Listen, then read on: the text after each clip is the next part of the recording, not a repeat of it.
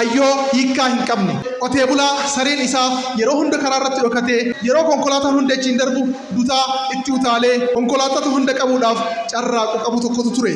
Amalli saree kanaa saroota biroo hedduu yoo wal fakkaateyyuu sareen kun irra deddeebi'uudhaan bifa addaatiin konkolaattota adamsa.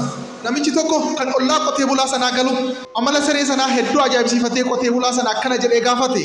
Sareen kan kee guyyama takkatti illee milkaa'ee fi konkolaataa dhaqqabee beeka. Qotee bulaan sunis akkana jedhee deebiseef.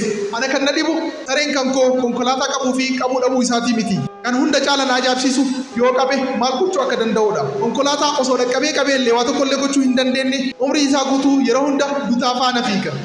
Eyyen nama taatee uumamtee kaayyoo guddaa galmaan gahuu osoo dandeettu jiruu kan kee guutuu akka saree taatee kaanuma kaanitti dutaa waan sin fayyadne hunda ari'aa jiruu kan kee jiruu kaayyoo hin qabne hin taasisin.